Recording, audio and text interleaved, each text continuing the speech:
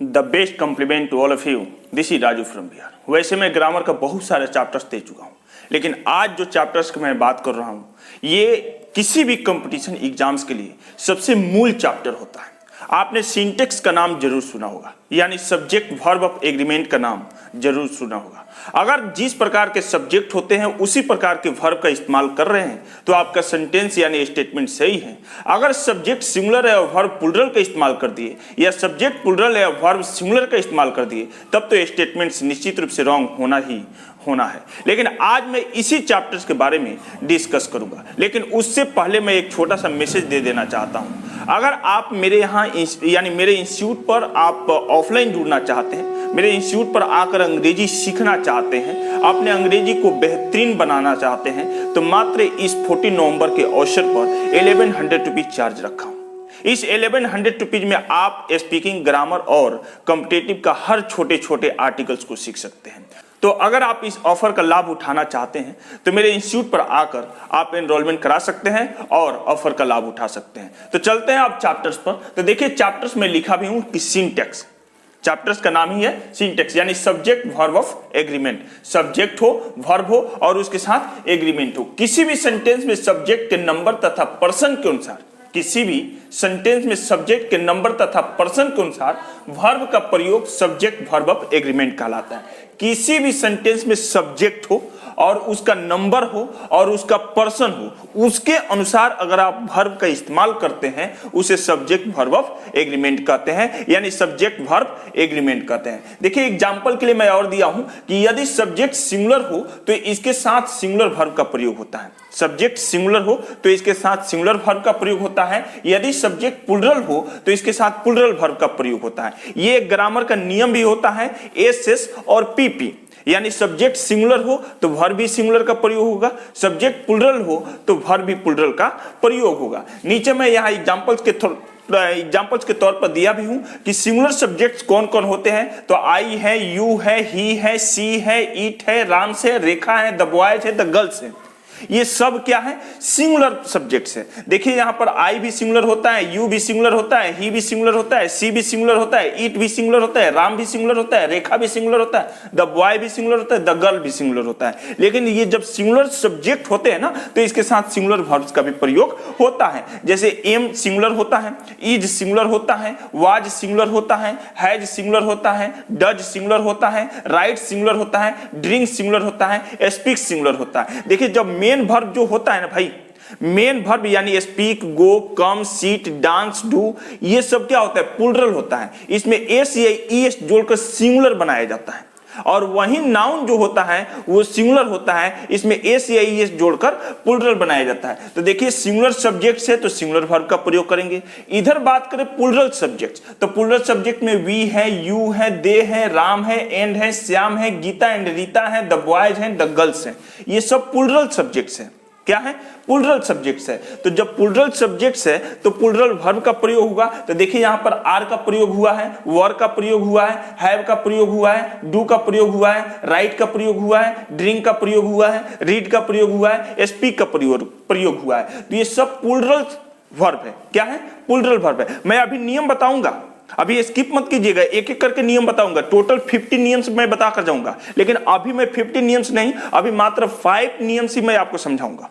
ये 5 रूल्स ही समझाऊंगा, लेकिन अभी मैं आपका स्ट्रक्चर बता रहा हूं, यानी सब्जेक्ट वर्ब एग्रीमेंट का स्ट्रक्चर बता रहा हूं कि देखिए इस नियम पर सब्जेक्ट वर्ब ऑफ एग्रीमेंट चलता है, यानी पढ़ाया जाता है और पढ़ते हैं। ठीक है ना? तो सिंगुलर सब्जेक्ट हो तो सिंगुलर वर्ब का प्रयोग करेंगे, प्लूरल सब्जेक्ट हो तो प्लूरल वर्ब का प्रयोग करेंगे। नीचे मैं लिखा हूं नाउन प्लस एस, ईएस या IES equal to plural noun. Noun plus S, ES, IES equal to plural, यानी नाउन हो और उसमें एस हो जुड़ा हो या ईएस जुड़ा हो या आईएस जुड़ा हो तो क्या करेंगे? वो प्लूरल नाउन हो जाएगा। वर्ब हो उसमें एस, ईएस या आईएस जुड़ा हुआ है तो वो सिंगुलर वर्ब हो जाएगा। ये आप जो स्टेटमेंट है ना, ये जो आप नियम है आप याद करके रखिएगा। ये याद रहेगा तभी आप सब्जेक्ट के साथ अच्छे से वर्ब का इस्तेमाल कर पाएंगे। अगर ये याद नहीं है तो आप वर्ब का इस्तेमाल नहीं कर पाएंगे। तो अब चलते हैं कि रूल नंबर 1, इसका रूल्स होता है और 20, 25, 30 नहीं होता है, लगभग मतलब 100 प्लस में रूल्स होता है, लेकिन 50 ही रूल्स मैं आपको ऑनलाइन के माध्यम से मैं दूंगा, ठीक है ना। तो नेक्स्ट चलते हैं कि नेक्स्ट है कि रूल नंबर 1। लेकिन इससे पहले मैं आपको एक और मैसेज दे देना चाहता हूं कि अगर आप मेरे चैनल को सब्सक्राइब नहीं किए हैं तो प्लीज मेरे चैनल को सब्सक्राइब करके बेल आइकन को जरूर प्रेस कीजिए, ताकि अगले वीडियो का नोटिफिकेशन आपको मिलता रहे और मेरा भी उत्साह धीरे धीरे बढ़ता रहे। देखिए रूल नंबर 1 है कि यदि किसी सेंटेंस का सब्जेक्ट एक सिंगुलर नाउन हो, यदि किसी सेंटेंस का सब्जेक्ट एक हो और वो सिंगुलर नाउन हो तो इसके साथ सिंगुलर वर्ब का प्रयोग होता है। मैं एग्जांपल्स भी दिया हूं, एग्जांपल्स भी समझ लीजिए। लेकिन देखिए ये क्या कर रहा है, यदि किसी सेंटेंस का सब्जेक्ट एक सिंगुलर नाउन हो, सब्जेक्ट हो और एक सिंगुलर नाउन हो तो इसके साथ सिंगुलर वर्ब का प्रयोग होता है। नाउन क्या होता है भाई? नाउन जो आपके आसपास दिख रहा है ना सामान, उसी को नाउन कहते हैं। ये मोबाइल नाउन है, ये कैमरा नाउन है, ये टीवी नाउन है, ये बल्ब नाउन है, ये शर्ट नाउन है, ये पैंट नाउन है, ये कर्टन नाउन है, ये वाटर नाउन है, ये डीजल नाउन है, ये पेट्रोल नाउन है, राम नाउन है, श्याम नाउन है, महेंद्र नाउन है, सुरेंद्र नाउन है, हरेंद्र नाउन है। यानी जो भी चीज आपको आंख से दिखाई दे रहा है ना, सब नाउन है।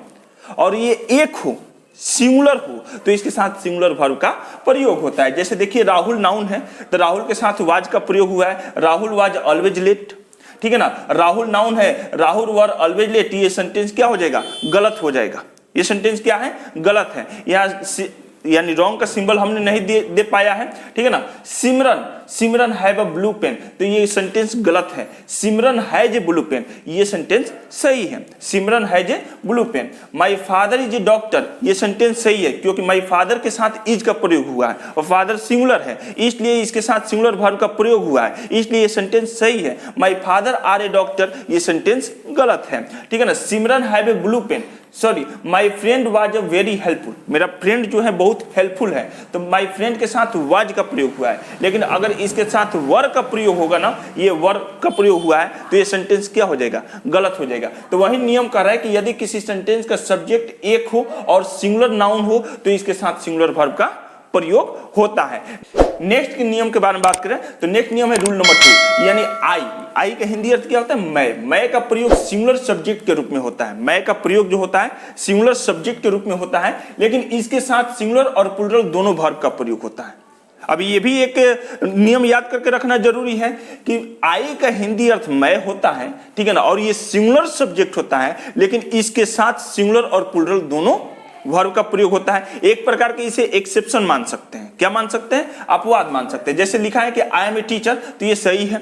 आई वॉज ए स्टूडेंट, ये भी सही है। आई के साथ सिंगुलर वर्ब का प्रयोग हुआ है, आई के साथ सिंगुलर वर्ब का प्रयोग हुआ है। एम और वाज जो होता है वो क्या होता है? सिंगुलर होता है। I have a computer, have जो है वो प्लूरल होता है, हैज जो होता है वो सिंगुलर होता है। लेकिन देखिए यहाँ हैव का प्रयोग हुआ है, फिर भी ये सेंटेंस क्या है? सही है। आई हैव अ कंप्यूटर, ये सही है। I have an old car, ये भी सही है, ये भी सही है, ठीक है ना। आई राइट ए लेटर, ये राइट का प्रयोग सही है। I speak English fluently, speak का प्रयोग सही है क्योंकि ये प्लूरल है। राइट और स्पीक जो है वो प्लूरल है, और मैं ऊपर ऑलरेडी मैं बता चुका हूं कि आई के साथ प्लूरल वर्ब का भी प्रयोग होता है और सिंगुलर वर्ब का भी प्रयोग होता है, लेकिन थोड़ा सा देखकर, ठीक है ना। अब यहां पर लिखेंगे ना आई राइट से लेटर, क्या लिखेंगे? आई राइट से लेटर, तो सेंटेंस क्या हो जाएगा? गलत हो जाएगा। यहां पर प्लूरल का प्रयोग, मेन वर्ब जितने होते हैं ना भाई उतने आई के साथ प्लूरल के फॉर्म में आएंगे, यानी प्लूरल के रूप में प्रयोग होंगे, ठीक है ना।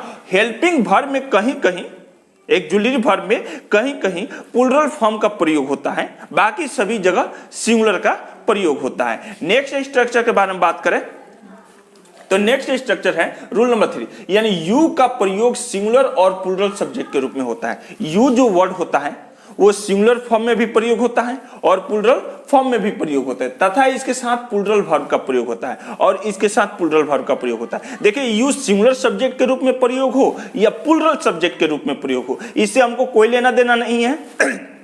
इसके साथ हमेशा प्लूरल वर्ब का प्रयोग होता है। जैसे एग्जांपल में देखिए you are a professor, are का प्रयोग हुआ है। यू आर प्रोफेसर्स, आर का प्रयोग हुआ है, ठीक है ना। तो इसके साथ भी प्लूरल वर्ब का प्रयोग हुआ है, इसके साथ भी प्लूरल वर्ब का प्रयोग हुआ है। ये सिंगुलर प्रोफेसर है, ये क्या है? Singular professor. यू का हिंदी अर्थ देखिए, यू का हिंदी अर्थ ना आप या आप लोग होता है, तुम या तुम लोग होता है।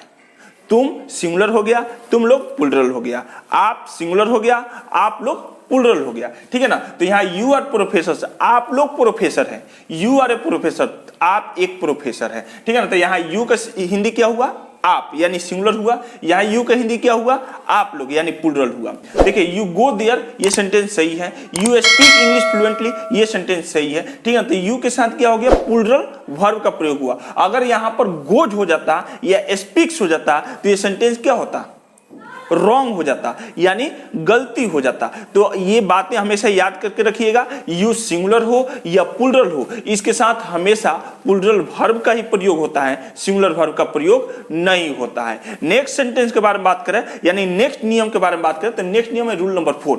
ये तो बहुत मतलब कि समझने वाली बात है, थोड़ा सा ध्यान देने वाली बात है। अगर आप ये ध्यान नहीं देते हैं तो अक्सर आप मिस्टेक कर जाते हैं किसी भी एग्जाम्स को लेकर, ठीक है ना। देखिए यहाँ पर लिखा है कि pair words, for example pair words मतलब होता है युग्म शब्द यानी जोड़ा शब्द, यौगिक शब्द। पेयर वर्ड्स में क्या होना चाहिए, ब्रेड एंड बटर होना चाहिए, राइस एंड करी होना चाहिए, चीसेल एंड हैमर होना चाहिए यानी छेनी हथौड़ी होना चाहिए, ट्रूथ एंड ऑनेस्टी होना चाहिए, horse and carriage, horse and carriage मतलब घोड़ा और घुड़सवार, राइज एंड फॉल उतराव चढ़ाव, सम एंड सबस्टांस जोड़ घटाव, बैग एंड बैगेज, झोला झंडा, कमिंग एंड गोइंग आना जाना, ठीक है ना। अगर इस प्रकार के शब्द हों और एंड से जुड़े हुए हों और एक ही क्लास का बोध करा रहे हों, ठीक है ना, तो का प्रयोग सेंटेंस के सब्जेक्ट के रूप में होने पर इसे एक ही वस्तु या एक ही भाव का बोध होता है, एक ही वस्तु या एक ही भाव का बोध होता है। अतः इसके साथ सिंगुलर वर्ब का प्रयोग होता है। देखिए दिखने में कैसा दिख रहा है, प्लूरल दिख रहा है, दिखने में कैसा दिख रहा है, प्लूरल दिख रहा है, लेकिन ये प्लूरल नहीं है, ये सिंगुलर है। इससे एक ही वस्तु का एक ही भाव का बोध हो रहा है, इसलिए इसके साथ सिंगुलर वर्ब का प्रयोग होगा, इसके साथ सिंगुलर वर्ब का प्रयोग होता है। जैसे यहाँ पर लिखा है कि bread and butter is my favourite breakfast, bread and butter is my favourite breakfast. देखिए सेंटेंस सही है, ब्रेड एंड बटर जो है वो सिंगुलर है और इसके साथ सिंगुलर वर्ब का प्रयोग हुआ है। लेकिन यही ब्रेड एंड बटर आर कब कर देंगे यानी उसका प्रयोग आर कर देंगे माई फेवरेट ब्रेकफास्ट, तो सेंटेंस क्या हो जाएगा, गलत हो जाएगा। इस पर ध्यान दीजिएगा, ठीक है ना। अब ये नहीं कि ब्रेड एंड बटर प्लूरल है और आप क्या कर दिए, आर का प्रयोग कर दिए तो वो सेंटेंस गलत हो जाएगा, ठीक है ना। वैसा वस्तु जो एक ही अर्थ निकालता हो, एक ही भाव प्रेजेंट करता हो, ठीक है ना, तो उसे क्या कहते हैं, सिंगुलर मानेंगे और सिंगुलर वर्ब का प्रयोग करेंगे। राइस एंड करी is a popular dish, rice and करी इज अ पॉपुलर डिश, तो राइस एंड करी, राइस एंड करी, और देखिए क्या है, इज का प्रयोग हुआ है। अगर यहाँ आर का प्रयोग करेंगे तो सेंटेंस क्या हो जाएगा, गलत हो जाएगा, लेकिन इज का प्रयोग हुआ है, सेंटेंस क्या हो जाएगा, सही हो जाएगा। राइस एंड करी जो है वो पॉपुलर डिश है, प्रसिद्ध डिश है, ठीक है ना, तो इज का प्रयोग करेंगे, क्या करेंगे, इज का प्रयोग करेंगे। आई होप आई थिंक आपको रूल नंबर 4 भी समझ में आया होगा। नहीं समझ में आया होगा तो नीचे कमेंट करके बताइए कि मुझे कहां नहीं समझ में आया। उसके बाद भी अगर आप मतलब कि हिजिटेट कर रहे हैं तो नीचे मेरा नंबर चल रहा है, उस पर आप कॉल करके मुझसे पता कर सकते हैं, मैं जरूर बताऊंगा आपको, ठीक है ना। तो यहां पर रूल नंबर 4 समझ में आया होगा। नेक्स्ट बात करें रूल नंबर 5, मैं 5 ही नियम से दे रहा हूं फिर, ठीक है ना। 5 करके मैं वीडियो क्लिप बनाऊंगा, क्योंकि थोड़ा सा इसमें टाइम लगता है, प्रिपेयर में टाइम लगता है और आपको समझाना भी तो है और लॉन्ग वीडियो बनाना भी तो नहीं है, इसलिए आपको 5 ही रूल्स करके मैं समझा रहा हूं, ठीक है ना। तो आप समझते चलिए। रूल नंबर 5 के बारे में बात करें तो देखिए पेयर वर्ड्स के रूप में प्रयुक्त होने वाले फैमिली रिलेशन एक्सप्रेसिंग वर्ड्स, जैसे father, brother, sister, mother, grandfather, grandmother, ठीक है ना, ऐसे हो। और ये एंड से जुड़कर सेंटेंस के सब्जेक्ट के रूप में प्रयुक्त हो, एंड से जुड़े हुए हो, brother and sister, father and mother, grandfather and grandmother and से जुड़े हुए हो, तथा इसके पहले पोसेसिव एडजेक्टिव्स हो। अब शायद पोसेसिव एडजेक्टिव्स आप नहीं जानते हो, जैसे माई है, योर है, हीज है, हर है, ये सब क्या है, पोसेसिव एडजेक्टिव है, ठीक है। पहले पोसेसिव एडजेक्टिव्स का प्रयोग हो तो इसको प्लूरल माना जाता है, इसे प्लूरल माना जाता है, तथा इसके साथ प्लूरल वर्ब का प्रयोग होता है। पोसेसिव एडजेक्टिव भी जानना जरूरी है। जब आप सिंटेक्स चैप्टर पढ़ेंगे ना तो भाई आपको पार्ट्स ऑफ स्पीच जानना जरूरी है, चाहे वो नाउन हो, प्रोनाउन हो, वर्ब हो, एडवर्ब हो, एडजेक्टिव हो, कंजक्शन हो, इंटरजेक्शन हो, प्रीपोजिशन हो, ये सब जानना जरूरी है। अगर आप ये नहीं जानेंगे तो आप सिंटेक्स यानी सब्जेक्ट वर्ब एग्रीमेंट आसानी से नहीं बना पाएंगे, ठीक है ना। तो इसका भी मैं चैप्टर आपको आने वाले समय में दूंगा, लेकिन पहले आप थोड़ा थोड़ा कर करके थोड़ा रिवीजन के लिए, अगर आप सीनियर कैटेगरी के हैं तो रिवीजन के लिए मैं आपको सिंटेक्स चैप्टर बता रहा हूं, ठीक है ना। तो प्लूरल वर्ब का प्रयोग होता है, जैसे देखिए माय मदर एंड फादर, देखिए mother and father family relationship expression word हो गया और इसके पहले माई का प्रयोग हुआ, ठीक है ना। और यहाँ आर का प्रयोग किया गया है, इसलिए सेंटेंस सही है, ठीक है ना। मदर एंड फादर और पहले क्या है, माई का प्रयोग हुआ। माई जो है पोसेसिव एडजेक्टिव है और आर का इधर प्रयोग हुआ यानी प्लूरल, क्योंकि इसे प्लूरल माना जाता है, इसलिए ये क्या हो गया, सेंटेंस यानी स्टेटमेंट सही हो गया, ठीक है ना। My mother and father is का प्रयोग करेंगे, माई मदर एंड फादर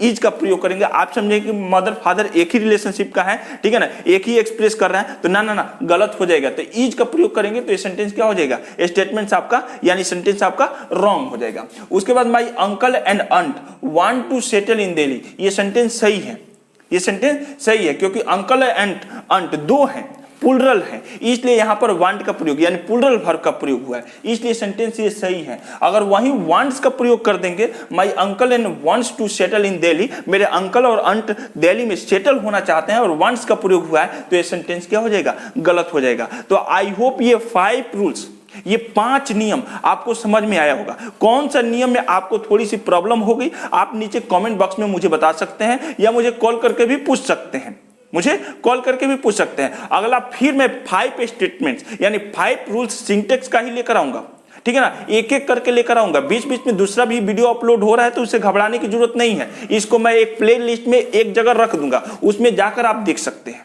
उसमें जाकर आप देख सकते हैं। तो आई होप ये सिंटेक्स यानी सब्जेक्ट वर्ब एग्रीमेंट आपको समझ में आया होगा। फिर मिलते हैं एक नेक्स्ट वीडियो क्लिप में, एक नेक्स्ट वीडियो क्लिप में, तब तक के लिए तहे दिल से धन्यवाद, बाय बाय, टेक केयर।